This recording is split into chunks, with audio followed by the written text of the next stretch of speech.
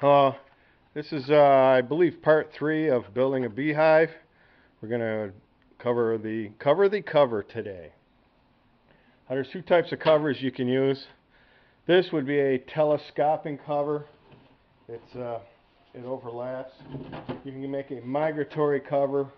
What you would use is like a sheet of like 3/4 inch plywood, the width of your hive, and a little wider with cleats on the end. If you see any of my videos with a nuke box or the swarm traps, them would be a migratory style cover. The only problem is you don't have ventilation with them. With the telescoping cover, you could just put the cover on. Some people do like that, but the problem is they're going to propolize it down, and when they glue that stuff down, it's you can't get it off. You'll lift your whole hive. Where use an inner cover and a telescoping cover. When you remove your top cover, they won't glue this down to here because they're under here. Then you can get your hive tool in here and pry it loose. This is let me grab my tape. Excuse me a second. I make my edges. Yeah, it's roughly 3 inches. I make them a little bit wider. It's kind of snug on this side for some reason. I guess this was one of my first ones I made. And for on top, this is aluminum. Used to be able to get this from the printing press where they printed the newspapers. It was material they used to print. They used to give this stuff away, but it's aluminum, and I don't even know if they use it anymore. But you can just get a flashing, cover that up.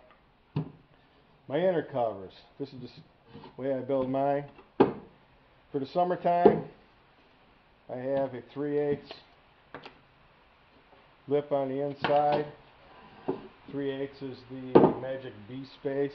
Anything more than 3/8 they'll fill with bird comb. Anything less than 3/8 they'll fill with propolis. So you want 3/8 bee space between everything. I make we call this the hole of life. It's a hole for ventilation. Then the hole in the top. Let's see if I got a feeder here. Yeah. That's on top of the hive.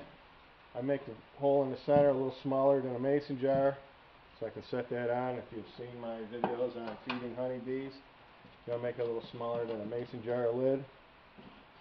Some people only have one notch. I put one on both. I make these about 1.5 inches here. In the winter time, if for some reason they're running short on honey and you want to feed what's called mountain camp method, I do have video on that. Put a piece of newspaper on top of your frames. I make a little bigger space, covering that up like that. That gives you some space for having sugar under there.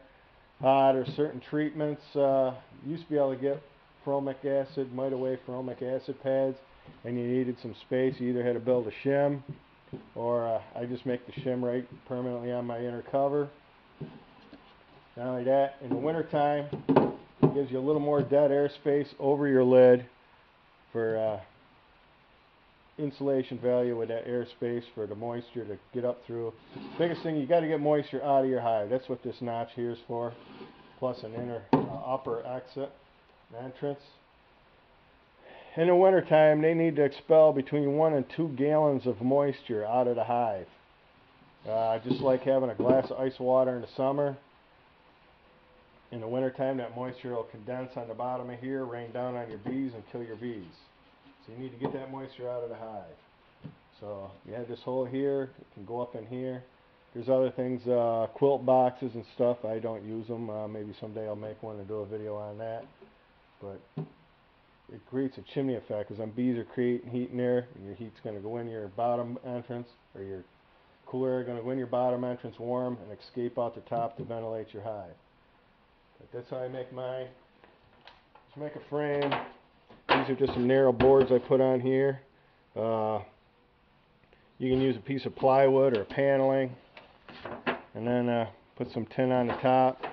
Some people will actually put asphalt shingle on the top there. Just bend it over the corners. You ain't got to be fussy. Staple it around, paint them up. I also make mine. Get it on. here. I make mine a little extra wide so I can slide that out, and they got more space to get up in the end here to get to the inner cover, or the entrance on the top. And these are basic parts for 3/8 strips, 1.5 strips, paneling. I just I'll put glue on these top and bottom, stack them all up, nail them down through. It's pretty self-explanatory. Here, I'll show that inner cover one more time here.